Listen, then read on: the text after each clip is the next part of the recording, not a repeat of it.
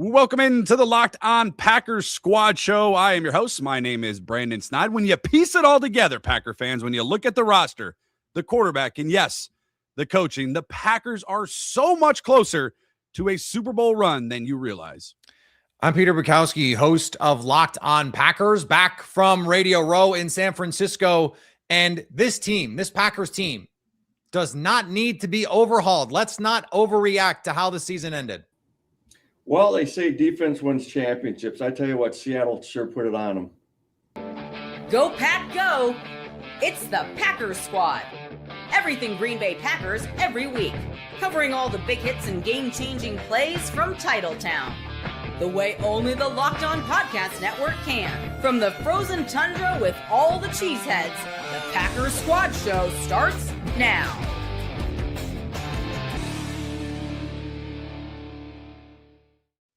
You are Locked On Packers, part of the Locked On Podcast Network, your team every day. Follow the podcast on Twitter at Locked On Packers. Like us on Facebook. Subscribe to the podcast, Apple, Google, Spotify, wherever you find your podcasts. You will certainly find Locked On Packers, the number one Packers podcast on the internet, and the show for the fans who know what happened. They want to know why and how, thanks to everyone who makes Locked On Packers their first listen each and every single day. Tonight's episode is brought to you by our friends over at FanDuel. The winter games are on, and there's no better way to follow them with a bet over on FanDuel. FanDuel, play your game. Welcome back into the squad show. The boys are back together. Tons to get to on this offseason as we get started and look ahead to the 2026 Green Bay Packers season. Is it fine, or is it fine-tuning, or is it fixing up this Packers team? We'll talk about what they need to do in the offseason. We'll talk about how close this Green Bay Packers team is to both the Seattle Seahawks and the New England Patriots, the two teams we just watched on Super Bowl Sunday. And at the end of the day, we will discuss a big picture topic regarding Jordan Love and this Green Bay Packers championship window. But we begin with a recap of Super Bowl 60. And before we get to what happened on the field, our guy, Peter Bukowski, you had the opportunity to take in all the festivities at Radio Row all week long. You captured some insanely good content. You can find all of it over at the Locked On Packers YouTube channel. You can find it all wherever you get your audio podcast. Peter, what was your week down at Radio Row there in Santa Clara? It was crazy. They really packed us all in there like sardines. There's a lot of people that are just like roaming content creators on the sidelines because they credential everybody for this thing. So everyone that's got a YouTube channel is there. Everyone that's got a TikTok page is there. I mean, it is insanity. But what is really fun is there are just NFL legends wandering around. So like I'm doing Adam Rank's podcast, and I understand he's persona non grata on Packers Twitter. He's a famous Bears troll, NFL Network. I'm doing his show. Matt Forte walks by. And Matt Forte is trying to get Adam Rank's attention. And I go, come over, let's talk. And he sits down and we do a half an hour. And I ask him about 2010. Hey, did you guys have the right mindset? Did you make a mistake not trying harder to beat the Packers in the last game of the season? And he admitted, yeah, we did. We should have tried harder to beat that Packers team. And we didn't. I've never heard someone from that team admit that. And so you get to have those sorts of conversations. I was on a different Bears show, and we're closing.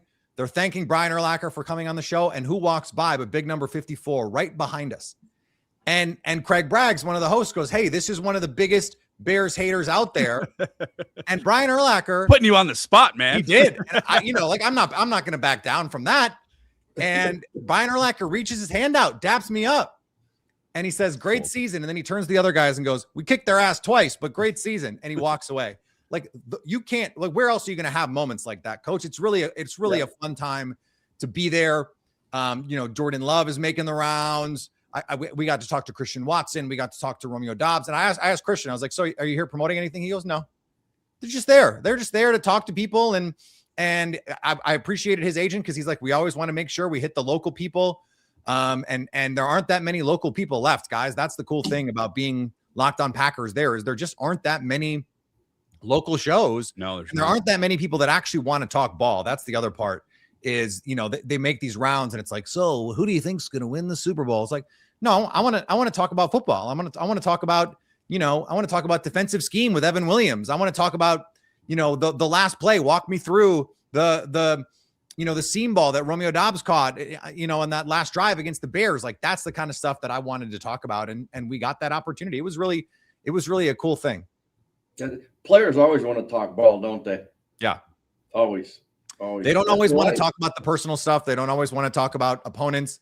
But they always want to talk football. And that was the fun thing. I'm sitting eye to eye with Matt Forte, and he's saying, you talking about the Packers to me, he played. He's the one that's going to go in the Bears, Wall of Fame if they have one. And he's talking to me like I played for the Packers. I was like, this is surreal. And I told him that. I was like, Matt, this is crazy that this is happening right now, that I'm being ascribed the Packers and you actually played the game. This is wild. That's just awesome. I tell you, Urlacher, what a player he was. I got a chance to, coach against that guy. Just a fantastic player. One of the favorite stories I had of him, we were playing down in Chicago, and Marco Rivera was playing right guard for us. And, the middle linebacker and the guards, they're always hooking horns, right? And Urlacher and Rivera were getting into it, mouthing back and forth. And he said something to Rivera. Rivera turned around and goes, I'll be right back. I got to get to this huddle, but I'll be right back. But those guys, it's just those old timers. And I mean, what a great group of players they were. Peter, there's going behind enemy lines, and there's doing what you did this week. So kudos to you and a job well done. The content, guys, the rivalry has never been so back. That is like my big takeaway. All the Bears fans and media and players wanted to talk mess. And I had to ask. I started every conversation. Bears fans can say whatever they want, because I started every single conversation with a Packers player or anyone related to the team with, let's talk about how the finish happened and how you can avoid it in the future. That was what they're going to spend 6-8 months trying to figure out how to avoid moving forward. And that adds another great chapter in this rivalry. So you talked to the Packer players. You mentioned Evan Williams, Christian Watson. You mentioned the Chicago Bears fans and Adam Rank, and you also had Ian Rappaport for the NFL Network. Yeah. How are the Packers viewed, Peter, amongst these royalties within the NFL? How is Jordan Love viewed? How do they look at Matt LaFleur? I know that was a topic of conversation with Ian Rappaport. How are these guys looking at the Green Bay Packers this year? Yeah, the internal view of these guys, of this team, of this organization especially, they are still held as the gold standard, the green and gold standard, if you will, of the NFL and the way that the front office operates. I got a chance to talk to Mike Mayock, and I asked him, and apparently he said he had done 10 interviews before that, which is crazy because that interview was like 11:30. But he said, I've done 10 of these and not one person has asked me about the front office. I'm like, how is that possible? Elliott Wolf, John Schneider are on that Ron Wolf tree. If you want a good GM in the NFL, you grab a guy from the Packers front office. That's been true for 30 years, guys. Since Jags was as old as us trying to make it in the coaching world. That's been true. Yeah. And that's sorry, Jags, that's a long time ago now. Yeah. How about that tree is huge. It is. And successful. And John Dorsey and all those guys, right? I remember all these like Schneider and Goody and Elliott Wolf was just a junior high school kid back. I was going to say Elliott was a ball boy when you were there. Well, I tell you what, during draft, Ron was running the draft, and he was the guy that would peel the name off of the board, off of our draft board, and put it on. That was Elliott. That was Elliott's job, and it's just like I just remember it like it was yesterday. It was just he was just a young kid, like maybe a ninth grader, 10th grader. Now he's doing trying to get a GM deal. Yeah, and almost won a Super Bowl. I guess they didn't acquit themselves, totally well in this Super Bowl. This is something that we'll get into, guys. But the Patriots lost the Super Bowl for the same reason the Packers lost the playoff game, is they just couldn't block. And this is, no matter how much passing is a part of the NFL now, you still win up front. And nowhere was that more apparent than in the Super Bowl, where it wasn't just blitzes. It was just winning with 4. If you're the Seahawks, it's being able to stop the run from too high because you can win with your front 7. That run game, Kenneth Walker is the MVP. Yeah. And it's really 2 chunk runs where the seas part for him. And creating explosive runs is something that the Packers are going to have to find a way to be able to do. I think they need to add a player to be able to do that. They don't have, unless Marshawn Lloyd miraculously, becomes a player, a meaningful football player forget a meaningful football player, like someone who can play 10 snaps a game. he has Marshawn Lloyd has 6 more carries than you or I in his NFL career. I'm holding out hope, Peter. And he's very talented. I mean, he was Daniel Jeremiah's #1 running back in the draft 2 years ago. So the talent is there. It's just like, you have to be able to do that. You have to be able to run to close these games. And, the Patriots, their offensive line wasn't good enough. I think the Packers quietly have a lot of question marks about what this offensive line is going to look like moving forward. The Seahawks beating the Patriots 29-13 to win the Super Bowl. Coach, did you take partake in watching that game? What stood out to you the most when you were watching that Super Bowl victory for the Seahawks? Throughout these whole playoffs, I was just so impressed with Seattle's defense. I mean, they just stuffed people and they were stifling, and it was like a car wreck every time and just getting to the football. But I thought before that game, I thought that the defense would dominate in this game too. I think I said 30 to, you might want to check, 30-10 or something like that. I had Brandon we'd have to go back. I think we all had the Seahawks. We all had them by double digits. Double digits. Yeah. It was 4.5, right? Yeah, it was. Yeah, it was. I told everyone all week, I play the alternate spreads with our friends at FanDuel, 11.5, 13.5, like bump that number up. And I think I saw heading into the week, the third and fourth most bet lines of the game were alternate lines over double digits. I mean, even the sharp bettors were on the Seahawks big in that game. And, if you're the Packers, like I look at this Packers defense, Brandon, and I go, I don't know if Seattle is that much more talented than Green Bay. I think that they played more cohesively over the course of the season and they stayed healthy. Like you lose Devontae Wyatt and you lose Micah Parsons from that defense. And then in the playoff game, you lose Edgerrin Cooper. It's really hard to win without your best players. And I understand everyone is injured. Coach likes to remind us that all the time. Like everyone is dealing with injuries. The Seahawks, I've made this point too many times on my show, the fewest salary cap dollars allocated to players who were injured at the end of the year than any team in the NFL. Helps. Yeah. What do you think that is? What causes that? Luck. I think a lot of it is luck, Coach. I really do. I think it's Coach. I think it's all luck. I really do. Like the Packers in 2010, Coach, they had 16 guys on IR at that time and still found a way to get a Super Bowl, but they had their best players. Yeah, 16 guys, but it's like they're their linebackers and their safeties and their running backs, and it's like it wasn't their premium players at the time. Nick Collins played, Charles Woodson played, Clay Matthews played, Greg Jennings played, Aaron Rodgers played. Right, Ryan Pickett played, BJ Raji. Their best guys were out there, and like they lose Mark Tauscher, they just happen to have Brian Bulaga, Iowa, to slot right in there. Nick Barnett gets hurt. Desmond Bishop has the half season of his life to help them win a Super Bowl. So you still need those guys to come in and step up and that whole next man up mentality. But you gotta have your dudes if you want to go win the Super Bowl. Like the Packers. Not that they were DOA by any means, and that was something, Coach, we talked about with Evan Williams and Christian Watson. Both of them said the same thing. Like we had enough guys to win that, at least that game, and we couldn't get it done. I mean, that was their perspective, and like they know they're talented. They know they're good. I said the defensive thing to Evan Williams. I was like, I look at the Seahawks defense. They're really good. Are they any more talented than you guys? And he was just like, we certainly don't think so. Like such a great interview, by the way. If you haven't heard the interview with Evan Williams, it's by far my favorite one of yours out there. Coach, you asked that question. Do you think there's something else to it with the injuries related to what the Packers had this season and what the Seahawks faced this season? Yeah, well, we did. I mean, we were thin. We were thin at the end, and we lost some key guys, though, right? Yeah. I mean, the guy I really thought was a big loss was Kraft. Just the way he was playing, and I thought he was as productive a tight end, as good a tight end as was in the league at the time. And I mentioned that watching the guy play, he's a fantastic player, and losing him really hurt, I thought, our offense this year. It's a toughness thing too, right? Like you probably lost not just your best player in Micah Parsons. That guy plays like his life depends on every freaking snap. Yep. And that stuff that translates. Like if your best player plays like this, Coach, we talked about this all year. When your best guy sets the tone like that, it matters to the players around. Mm-hmm. And Tucker Kraft is the same way. Like he is their best skill guy, and Josh Jacobs same way. But like he was banged up, wasn't able to be as effective this year. when you lose those guys, the trickle down is just really, really meaningful. And it's the same with Zach Tom. Like if Zach Tom had been out there and they could have slotted Jordan Morgan in at left tackle when Rasheed Walker struggled, or I kind of think he would have started the game had they had Zach Tom.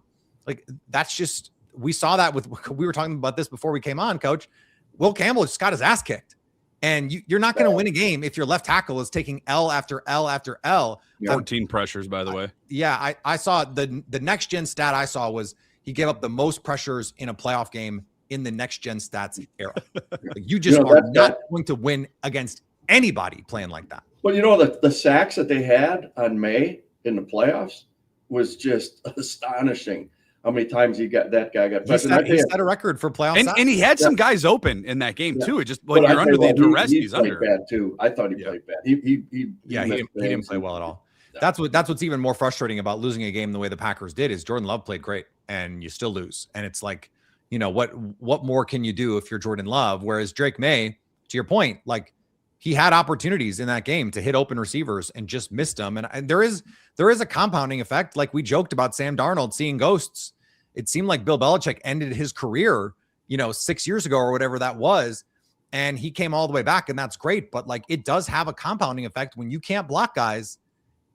All of a sudden you start to get jumpy in the pocket because you're like, I'm going to take a shot in the chest if I don't get this ball out. And those hurt too. they really hurt. I tell you, the pressure though, the pocket, he couldn't even step up in the pocket against Seattle. Let me ask you this, guys, and maybe you guys could mention. How like Parsons brings everybody up on the Packers defense. It just makes people around him play better. Yeah. Who was that guy in Seattle, Peter and Brandon? If it's like defensively, he makes everybody better. I think defense. I think Mike McDonald.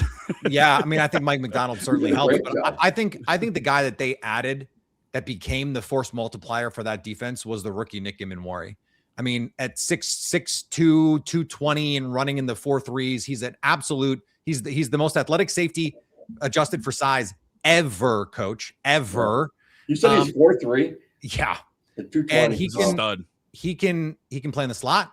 He can play linebacker. You can blitz him. I mean, he's sort of like the evolutionary Cam Chancellor in a lot of ways.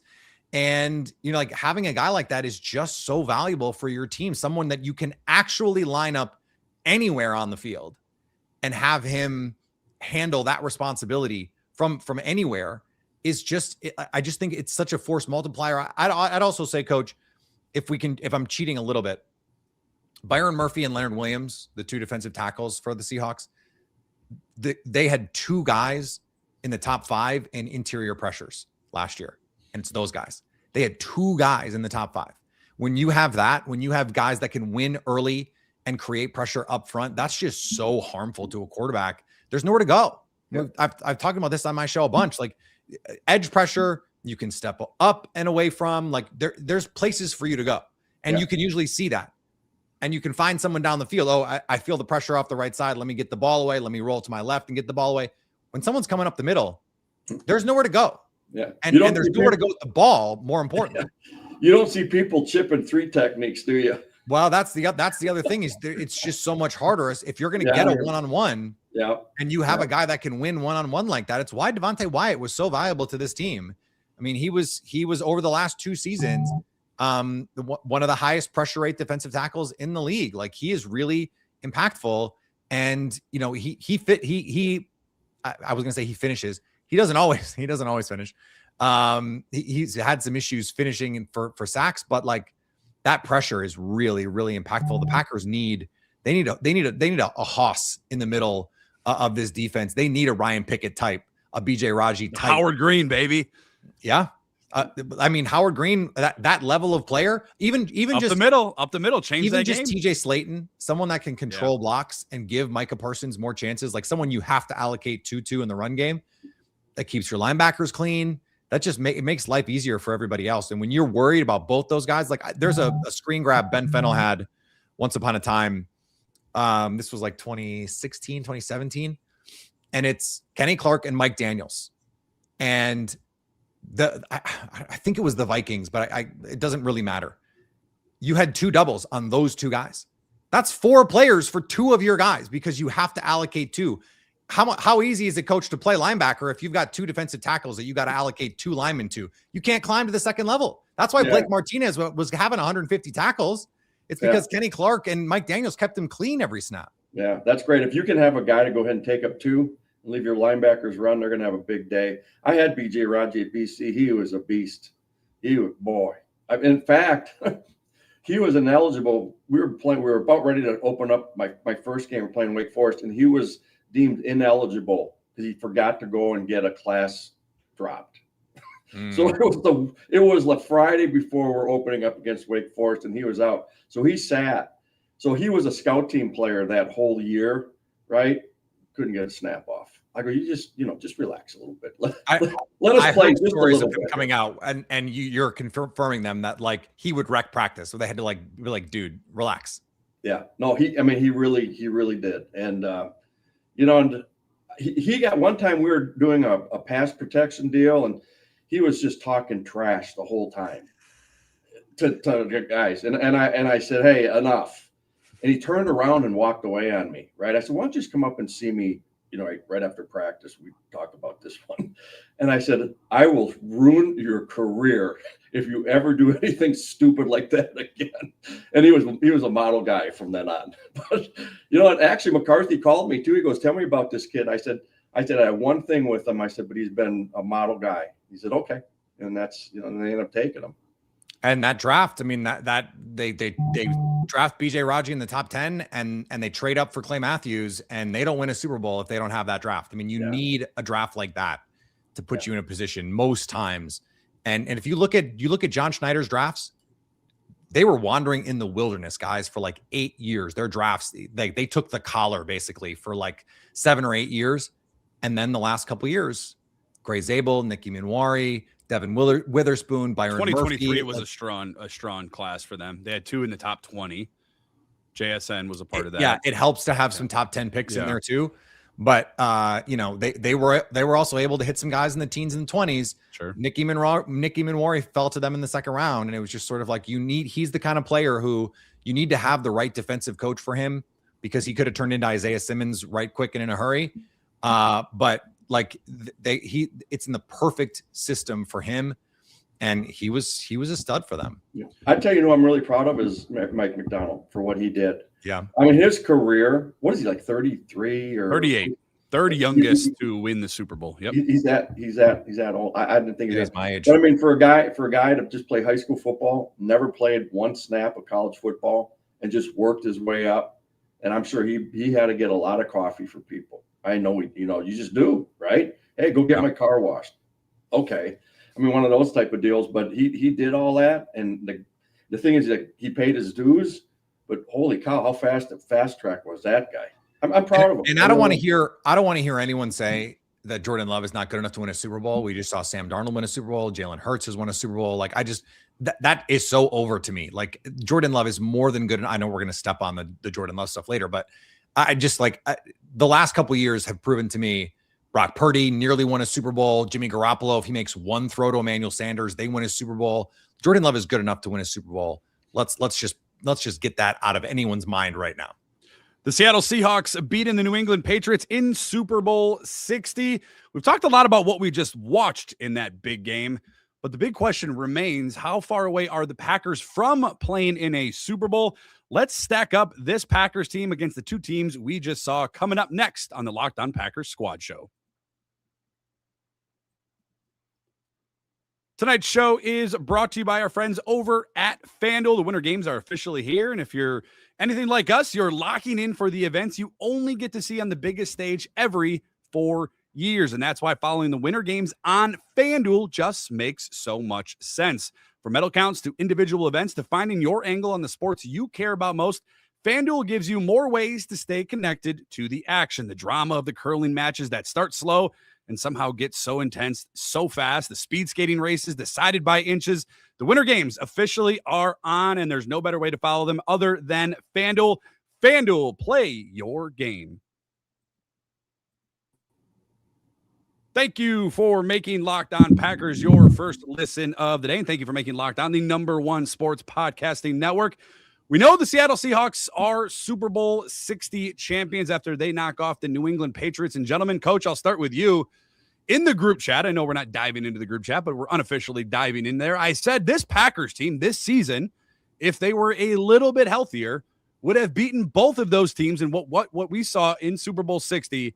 And I think I said by 2 scores or more. And I was confident in that statement. I'm still confident in that statement. When you see Seattle, Coach, and what you've seen from Green Bay, how close do you believe this Packers team, there's some changes, obviously, that are set to take place. You have free agency, you have the draft coming up. How close, Coach, do you believe this Green Bay Packers team is to what we just saw on the field in Santa Clara between the Seahawks and the Patriots? Well, I think we need to stay healthy. That's for sure. I mean, that's just like being Captain Obvious. I mean, I get that. And I think, when you look at the Denver game, how dominating the Packers defense was in that game, and then things just flipped, right? We've got a bunch of guys hurt. Parsons gets hurt, and quarterback and all that. But I don't think we're very far off. I don't think we're as good at corner as what you saw the other night. You're not. And I don't think like the inside rush that they were getting, we don't get that. I don't think we do. Not no, right. They don't. But like I think if you look at the skill positions, that Seahawks team is JSN and not a lot else. Like JSN would clearly be the Packers' best receiver, but they don't have a ton of depth at receiver. Tucker Kraft is clearly better than any tight end they have. And I like Kenneth Walker and Zach Charbonnet. That's a nice backfield, but like, I think Josh Jacobs is a more reliable, more consistent running back. And I think Jordan Love is a materially better quarterback than Sam Darnold. Yep. And to me, that's just like, that's such a big deal to have those guys. I like player for player. I don't think Seattle is significantly or even like much better than the Packers. I think they played better this season. That's for sure. If you look at things like DVOA, like this Seahawks team was really, really good. They kicked people's asses. And that was one of the questions I asked Evan Williams is like, okay, round 1, 41-6 against the 49ers. How do the Packers take the talent that we believe that they have and translate that into those games? That's what I want to see. And we saw it in 2024, guys. It's kind of weird, right? Like in the second half, that I think the 2025 team was better, but we saw the 2024 team put it on some opponents in ways that we didn't quite see the 2025 team do. And I'm not sure what to make of that. Now, if Micah Parsons doesn't get hurt, if Zach Tom doesn't get hurt, if Christian Watson doesn't get hurt against Denver, maybe that's the game, and maybe that sets them on a path and they just start beating people down the rest of the way. They certainly were in the midst of doing that to Chicago until the wheels fell off. But that to me is whatever comes next has to be about, it's really the little things. It's the details. It's the, a couple blown coverages here, or it's a blown blocking assignment here, or it's a missed throw, or it's a drop. Like those things have a cascading effect, and they just never quite caught the rhythm that they needed to. I felt like coming out of the Lions game, you beat the Bears, you're on your way to beating the Broncos. They were for 2.5 quarters look like the Super Bowl favorites, right? Like we've joked on this team on this show when Jordan Love reared back to fire that long ball to Christian Watson, we all had the same thought, like they're going to the Super Bowl, right? And so that's real. Like we can't forget that what this team is capable of being at their best. I still think their best is as good as anyone else's best in the NFL. You just have to be playing your best at the end of the year. Yeah. And that tarnished at those 5, right? If you were just like maybe two losses in a row, but when you get 5, it just, right. It just feels different, right? Yeah. But if you peel it back a little bit and you look at exactly why those 5 happened, I think that, Baltimore, Minnesota, you sat everybody, right? Like if they play, it still happened though. It still happened, but I think if they play a half of this, coach, he's not even an NFL player. Yeah, like I'm not knocking anybody that suited up in that game, but I get the 5 straight losses at the end of the season. There's no doubt about it. That's a frustrating way to end. And when you lose to the Bears in 2 of those games, when you were winning both of those games and looked like you should have won both of those games, I get the frustration, but I think there's layers to it as well. Malik Willis also starting against the Baltimore Ravens in that game. No Jordan Love in that one, although Malik wasn't the issue that they lost that game. But when you look at these 2 teams, Peter, the Seahawks and the Patriots, and you look at the Green Bay Packers, and there's a lot of things that we can look at what the Packers need to do better to get on their levels. What, in your opinion, do the Packers already do at a Super Bowl level? Well, I think that offensively, they create explosives. As well, intermediate passing game, especially. But I think their ability to create explosive plays to get guys in space is as good as any team in the NFL, and that has been Matt LaFleur's calling card. Like they have been among league leaders in open rate, open receiver rate, and wide open receiver rate. Those are things Next Gen Stats tracks. Basically every year of the Matt LaFleur era. And I thought this year I was so impressed, guys. Like we came in August and early September talking about, okay, what's the plan against man coverage? Because that was the book on them in 2024. Play man coverage against them, and those receivers are not going to get open. Well, they had answers. They had answers for man coverage this last season. And I was so impressed with Jordan Love in that first Bears game, third downs against the blitz, identifying pressure, getting to his little checks. Hey, Christian Watson, here's a little hand signal, and run that slant or run that post or whatever it is. They're able to make adjustments. And now their passing game is so solid that that's something that they can hang their hat on. You look at a team like the Rams. Like I think with their guys, they absolutely could have gone on a run like the Rams did, where it's like, okay, the defense can hang on. The Rams corners are not any better than the Packers, if at all. Nope.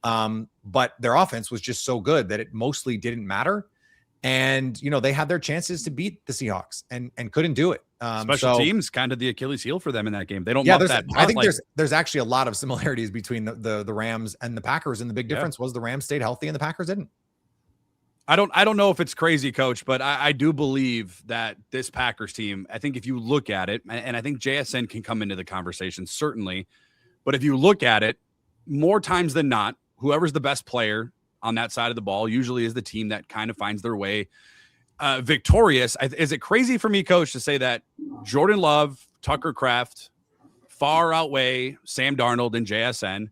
Is it crazy to say Micah Parsons, Xavier McKinney outweigh anybody on the defensive side for the Seattle Seahawks? If you got the best players on offense and defense, and I know special teams comes into it, and I know the punter for Seattle is kind of Seahawks had very good special teams turned into a bit of a weapon, and I get it. And I don't think the Packer, I know the Packer special teams is the conversation that all Packer fans want fixed. But when I look at offense and I look at defense, and I know special teams comes into it, Coach, but when I look at it and I see the Packers have more talent on the offensive side, I think they have more star power offensively as a team. And I certainly believe they have more defensive power when healthy. Obviously, Micah Parsons, Xavier McKinney. You guys know how I feel about Edger and Cooper. Evan Williams. Like, is it crazy, Coach, that the Packers it just came down to health? They are a much more talented team. I do believe that this Packers team would have beaten Seattle. Keep in mind, I know things have changed. I know rosters have changed, Peter. Last year, we saw Jordan Love go into Seattle and dominate the Seahawks. Yeah. A little bit has changed, obviously, for both sides, Coach. But I look at the Packers offense, the Packers defense. I like my Packers team versus that Seahawks team. I am, guys. I'm a Packer guy all the way. You know that. But here's one thing that I don't know if we could have done against Seattle is run the football. Yeah.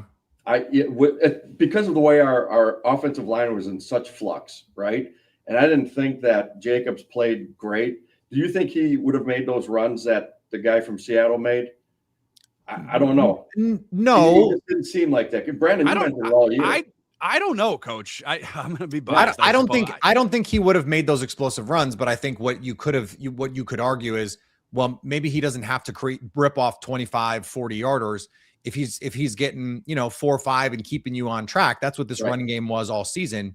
Like that's enough because Jordan Love was so good on third down. I mean, they were in third and makeable like the vast majority of the time. And that's when Seattle goes to work on you. Like if you can stay ahead of the sticks, and that was a big problem for the Patriots.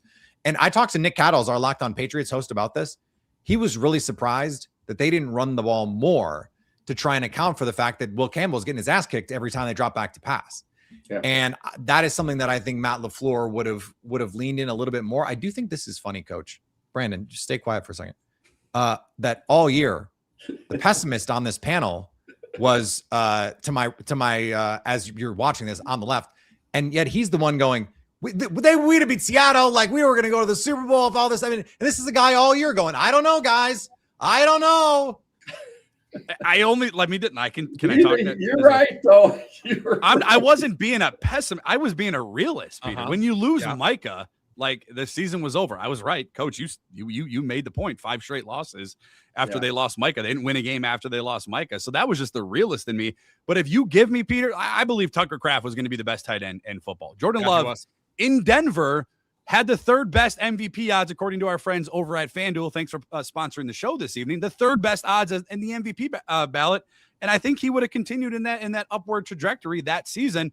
And then Micah was, I know Myles Garrett won Defensive Player of the Year, but I do believe Micah would have been right there. I don't know if he would have gotten 23 sacks on the season. Though he ended up finishing 3rd. Yeah, he would have been right there. Like he would have been second. He was still that changes things. That changes things. That whole game in Denver changed the Green Bay Packers season, and that's how I felt in that moment because so many things, and we didn't know at the time too what the status of Christian Watson was going to be. Right?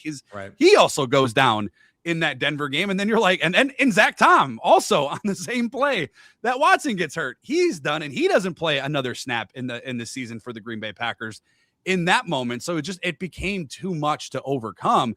But if you give me the health, and I know luck plays into it, Coach, but if you give me the same amount of injury luck that the Seahawks did versus this Green Bay Packers team, I don't think it's a close game. I think the Packers win by 10 or more. I do. I think the way they were playing, and Josh Jacobs looked really good. You mentioned, could he have played on the level? He ripped off an explosive run against Denver. Yeah, a 45-yard touchdown. And he looked good against Chicago in that first half. And I know they went away from the run. The Chicago defense and that wild card did some things differently in that second half. But I think I have no reason to believe that Josh Jacobs, who for one of the most forced missed tackle running back at the running back position this year in the NFL, Kenneth Walker was up there as well. I have no reason to think he couldn't be on par to what Kenneth Walker did against the I love it. I'm teasing you because I love it. I think it's great. It's just funny that all year you were like, guys, we're maybe Coach and I were a little too out over our skis being confident in this team, and you're just trying to reel us in a little bit, which I appreciate. That's your job as the host too, to do that a little bit. But really it's funny that you're the guy now going, hey, you know what? This team seems really freaking good. And I agree. I said it all year. Yeah. Hey, let me ask you guys, this is a hypothetical. Let's go ahead and put Love in a blue uniform this year, talking about Seattle. Yeah. And Darnold's with the Packers. What does that look like? Seattle's probably back in the Super Bowl. No, Seattle is definitely in the Super Bowl. Yeah. But I'm just saying, yeah. The Packers, I think, first of all, the Packers probably don't win as many games as they did. Even if you account for the fact that Jordan Love doesn't suit up for the last game of the season, right? So that's fine. And if he takes the same shot from Austin Booker that Jordan Love does, and he gets knocked out for a game and change, then that's I don't know how different the outcome for the Packers would have been on the low side. I mean, I don't think they would have won any more games than they did with Sam Darnold than Jordan Love. Yeah. I was just interesting. I tell you what, everyone got rid of the guy, right? The Jets. Well, he did have 20 turnovers, Coach, in the regular season. Led the league in turnovers. I can't imagine there are many teams in NFL history where that's the case. Although I do think Peyton Manning led the league in interceptions when they won in 2015. But that's your defense. That is your defense. Coach, let me ask you this. But he played clean in the playoffs. That's what mattered, right? He did. Yeah, no turnovers. Yep, he did. Yeah. But so. This, you look at the defenses in 2024, the Packers statistically were a better defense than they were in 2025 without Micah Parsons. To you, what was the difference? Why did Micah Parsons not have the force multiplying effect in 2025 that we kind of thought he could? We were on the show saying this could be a top 5. This should be a top 5 defense. If they're a top 10 defense without Micah Parsons, they should be a top 5 defense with him. Yeah, I thought so too. How much of it? But he didn't play the last 5 weeks, right? Right, but even before that, they weren't dominant as we thought they would be. I tell you one thing they didn't do: they didn't get turnovers this year. When they preached that's what we want to do. And you know what decided that game or turned that game in the Super Bowl was those turnovers, right? I mean, it always does. It always comes into play in close games, but. The turnovers made a big deal in the Super Bowl. Huge. It was the whole season was the Charles Woodson line. If you just catch all the ones they throw to you, you're going to be an All-Pro. Well, you guys used to say that with the DBs all the time, Peter, right? And Brandon too. And if they'd have just caught the ball, I mean, how many interceptions 5. did Carrington Valentine drop? 5 in New York as a team. I know that. I remember that. Peter, you were at the game. 5. They dropped 5 interceptions in New York. That game shouldn't have been close. No. And that was kind of the story. Xavier McKinney, I hate to go back to this. I hate to do this to him. I love X. If he catches that interception later, Micah Parsons tears his ACL. It's just like the biggest what if, and I hate to do it because it could have still happened, but he was underwhelming at times this year. So still a second team All-Pro, by the way. I know, and I'm probably being a little hard on him because of what we saw in year 1 after the Green Bay Packers went out and splashed in free agency. But if they catch those balls, coach, they had the opportunities to answer your question. They were there. Peter, do we have to say it again? Why are they? Yeah, I know. They'd be playing offense. I will tell you guys. And I think I hinted at this last week when we were before the Evan Williams show, and I didn't want to give every answer that Evan Williams gave on the show, on our squad show. But I said this to some folks off air as well. He seemed really excited about what this defense could be with Jonathan Gannon, and being a little bit more multiple, and being even more into disguise and letting those guys loose a little bit. I think that having a full season now playing together, X, Evan Williams, and Javon Bullard, those 3 guys, I think that is a safety room as you have anywhere in the NFL.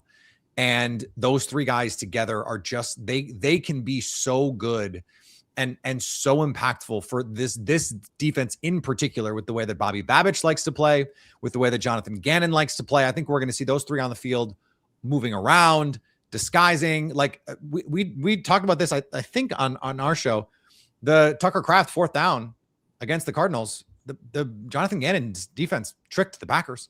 They even had that short motion, coach. We've talked about that running back motion where he just comes out and comes back. Oh, man. They showed zone and played man. And it just so happened that they made the right play. Jordan Love found the right guy in that moment, and they had a good play call on for either man or zone. But man, those are the things that this defense can do. And then when you can add that into what Micah Parsons does individually, one-on-one, it's not a coincidence Hassan Reddick had the best year of his career for Jonathan Gannon in 2022. It's not a coincidence that Josh Sweat had the best year of his career last year for Jonathan Gannon's defense. So he has a track record of getting the best out of these pass rushers. I'm excited to see them go back to an odd front. I'm excited to see Micah Parsons as a stand-up edge rusher and what they're going to do with him. And I actually think they're going to move him around a little less. And I also think that's a good thing for Micah Parsons. To your point too, Peter, you were down there at Radio Row. I don't know if you caught the interview with Fred Warner, linebacker for the San Francisco 49ers, said that Arizona defense under Gannon was the best they had seen in Arizona in quite some time. The way that they were able to move things around, move guys around, and put themselves in advantageous situations. He spoke very highly on Jonathan Gannon. So we'll see exactly how the Packers defense looks going in to 2026. And if the Packers aren't that far away, and if you ask me, they're not that far away from achieving a Super Bowl victory, then this offseason probably becomes really, really big for Brian Gutekunst and the Green Bay Packers. The real question is, though, how do they actually close the gap? We debate coming up next on the Locked On Packers. Tonight's Locked On Packers Squad Show is brought to you by TurboTax. Tax season doesn't have to take over your life. This year, TurboTax is making it easier than ever to just hand things off and move about your day. With TurboTax full service, you can have your taxes done for you by a trusted local expert, start to finish, without the stress or the guesswork. Instead of spending hours trying to figure out what forms you need, you can meet with a local TurboTax expert in person or connect online, and they handle everything from W-2s to self-employed forms and work to get you every single deduction. For a limited time, you can have your taxes done at a local TurboTax expert for just $150 all in. If a TurboTax expert didn't file for you last year, just make sure you get it done by February 28th. Take taxes off your plate and get back to your life. Visit TurboTax.com/local. Once again, TurboTax.com/local to book your appointment today. The Green Bay Packers lost 5 consecutive games, as coach pointed out, to end their 2025-26 season, including a wild card loss at Soldier Field to those Chicago Bears. Coach, is this offseason for the Green Bay Packers. They have a few key pending free agents. Is this offseason to you, Coach, more about fine-tuning this roster or making major changes in order to play in Super Bowl 61 next February? Well, the big major change is Gannon coming here and running the defense. I mean, they're changing terminology. You're changing philosophy on what it's supposed to look like. So I think that's really, really going to be a big, big factor. Here's the thing I think that's going to happen with Gannon. I think Gannon's going to be able to take a big, deep breath. All I got to do is worry about the defense. I don't have to worry about the offense, the defense, all the media out there.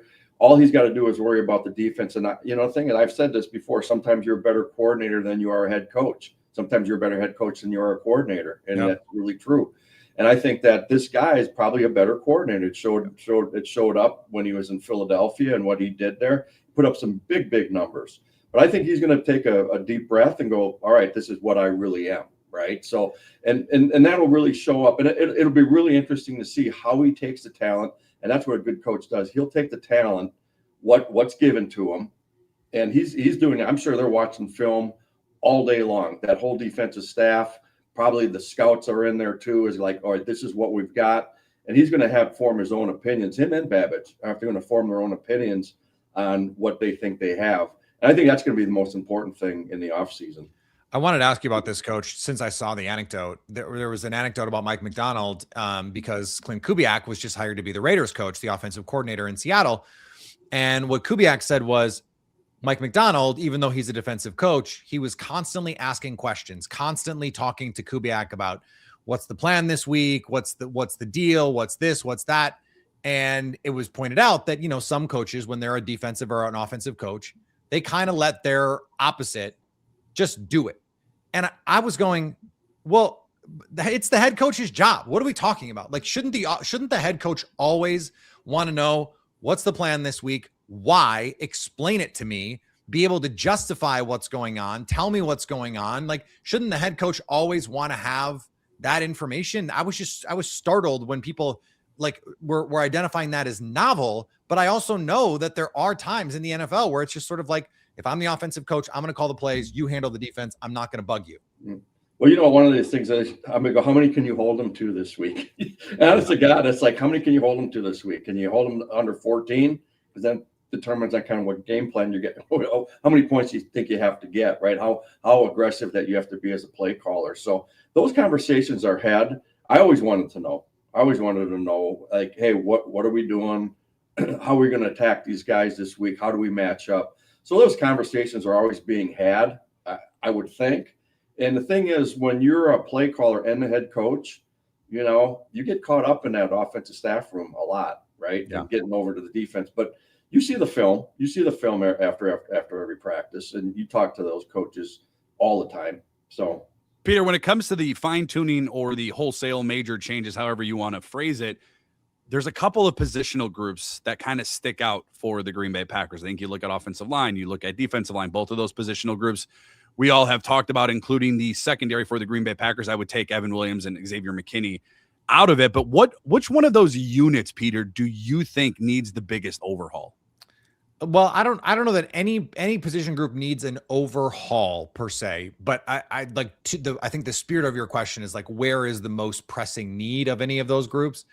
And I would say they need to find another corner on the outside that they can really trust. And whether that's Trayvon Diggs, Nate Hobbs is going to be back. So like, let's not even entertain some of the like, oh, they're going to cut. No, they're not. And I think a healthy Nate Hobbs, I mean, he was, by all accounts, was playing well in training camp before he hurt his knee. And they had to back him up at practice. Right. He was trying to tackle everybody. and so like, I like that about him. I like that he's an aggressive guy. He's a big, physical, fast guy. I think that they're going to try and find a way to maximize him. I think in terms of where they just need bodies and some like, not field tilters even, but some real impactful players. I think the defensive front is where I would look. They need a big boy in there. And this is a draft where on day 2, there are some nose tackles to be had. Some big bodied guys, some 315, 320 pound guys who can hold up against the run, give you enough juice as a pass rusher on early downs. You're probably going to take those guys off the field, on 3rd and 8 anyway. It's going to be Carl Brooks and Devontae Wyatt, or you're going to reduce Lucas Van Ness inside, or you're going to line Micah Parsons up inside and over a guard, those kinds of things. You just need someone to be able to eat up some blocks, because too many games came down to a team trying to take the air out of the ball and run it for 4 or 5 yards a clip on them. And too many teams were able to do it.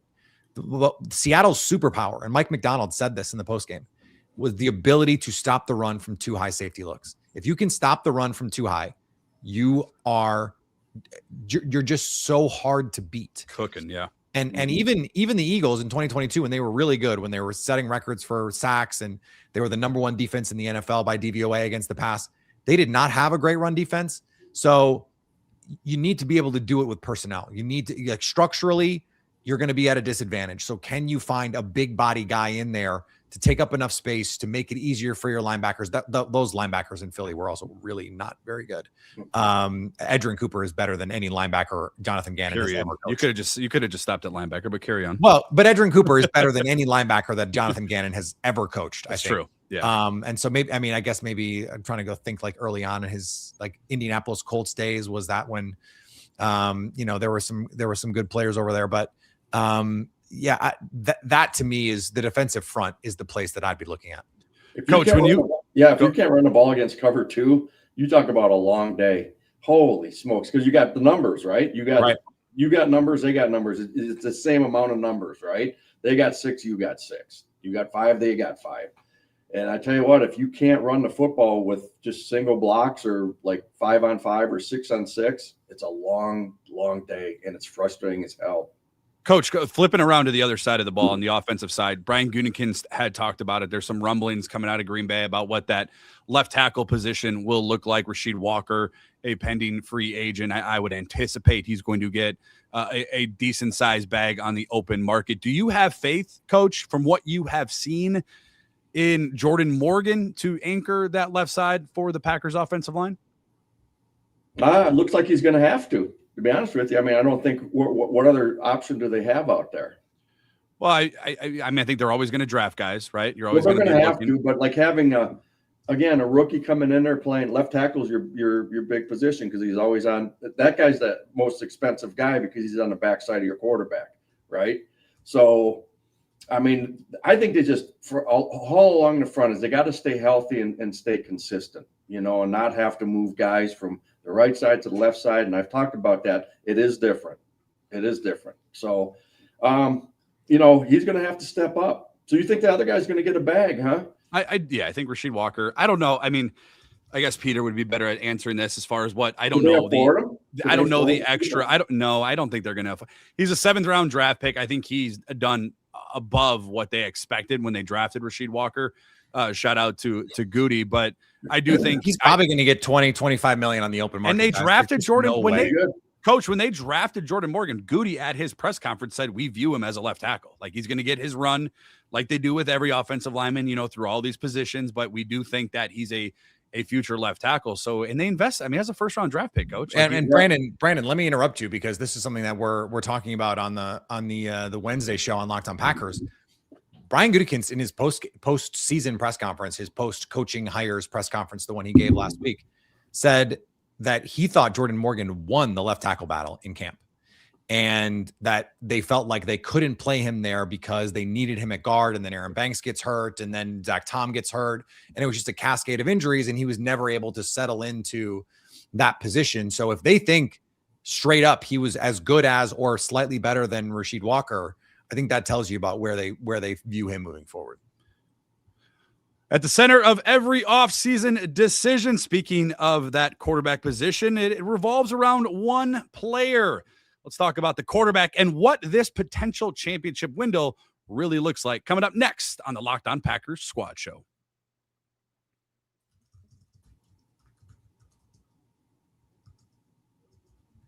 Thank you for making Locked On Packers your first listen of the day. And thank you for making Locked On the #1 sports podcast network. Peter, we touched base on it a little bit in earlier segments of the show. Where do you rank Jordan Love now? After you've watched the Super Bowl, after Drake May finished second in the MVP, Matthew Stafford won the MVP only by 5 points. One vote separated the two from the tying up for that MVP trophy. Obviously, Sam Darnold is a Super Bowl champion. Kenneth Walker won the MVP, though, in that game. Right now, where do you rank Jordan Love when it comes to the quarterbacking in the NFL? I think he's a top 8 quarterback. I mean, when you just line it up against the other guys, and it's interesting that everyone loves the talent of Justin Herbert. Like, can you have really good offenses like more than once? They haven't had a good offense in LA and got an MVP vote, by the way. Peter. Which look, I like Sam Monson, but that was preposterous. The PR for Justin Herbert is off the charts. I felt like this year he was a no doubt top 5 quarterback. And that was aided by the fact that Lamar Jackson was banged up all year. That was aided by the fact that Joe Burrow was banged up all year. I wouldn't put him in that tier of players. I think to me, there's a pretty clear top 4 where it's Mahomes, Allen, Burrow, and am I missing someone? Jackson. Those are like that 4. After that, I think you start having a conversation of it's Herbert, it's Stafford, it's Love. I think he's in that. To me, he's in that tier of quarterback just below. If you want to throw like Dak Prescott in there, cool. I would have Love a tier ahead of Dak. I think he's in that tier of quarterback. And like he said on Radio Row that Matthew Stafford is a quarterback he kind of models his game after. And I think you see it. You see a lot of the arm angle stuff and the hero shot throw stuff and like those kinds of things. He's like that. I think that he's right there in that 5 to 8 range for me. Coach, you've coached some of the best quarterbacks, Matt Ryan, Brett Favre, Aaron Rodgers. When you look at Jordan Love, do you believe he's ready to win because of him, or does he need a team around him? Can he carry a team to the Super Bowl like we've kind of said? I know Sam Darnold didn't put on a show in the Super Bowl, but he was fantastic in the NFC Championship game against the Rams. Do you think Jordan Love, Coach, outdrilled Matthew Stafford in that Thursday night game? He did. Can he carry this team, Coach, to a Super Bowl, or does he need that supporting cast around him to help elevate him? That's a great question, Brandon. That's a really good question. I think he was getting like MVP numbers this year at one point, and I know that was a discussion in this show right here about him being an MVP, and if he could continue to play that way, but people around him have to support him too. It's not always everyone needs help.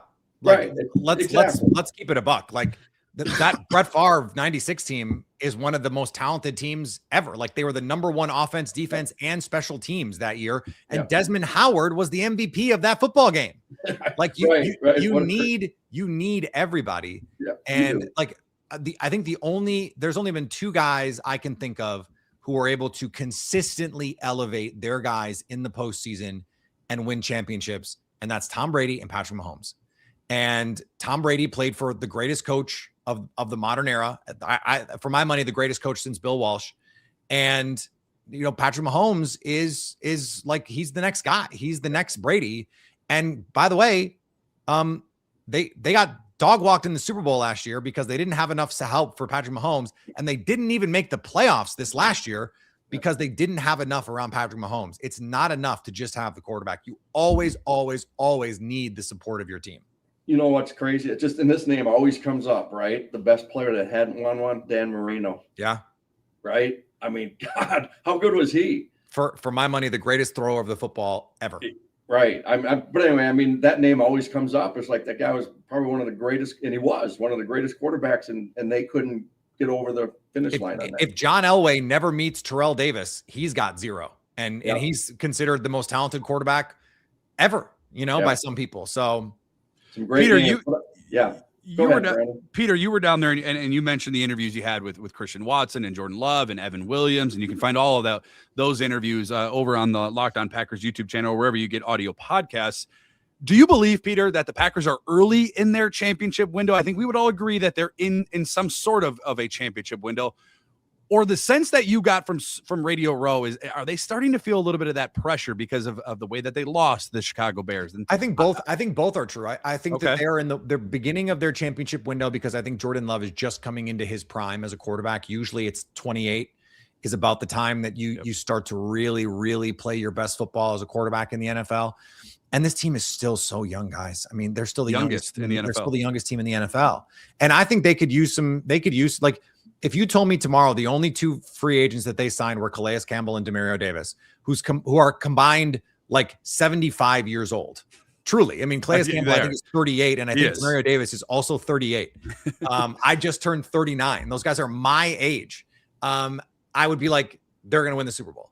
Not because those guys are great players, but because you need a little bit of that veteran toughness in a locker room. And I think that they could really benefit from that. But this team is so young. It's so talented. I think they are just starting to figure out. Aaron Rodgers always talked about every team, every year, coach, you got to learn how to win again as a team. Sure. And I think this team, you are big on this. With this team is never going to look the same again. This is never going to be this group of guys. Christian Watson said it in our interview. He said, we understood at the end, that was the hardest part. It's like, this team is never going to get a chance again to win. It's going to be a different team next year. I think this group, their best players are all 26 or younger. I mean, that's the great thing about this group right now, is they are just about to hit their window where, okay, it's time. Now, you really only ever have a 3-year window in the NFL, and then you got to remake the team. That's just the way the money works. That's just the way that our bodies work. But I think they're just about to hit it.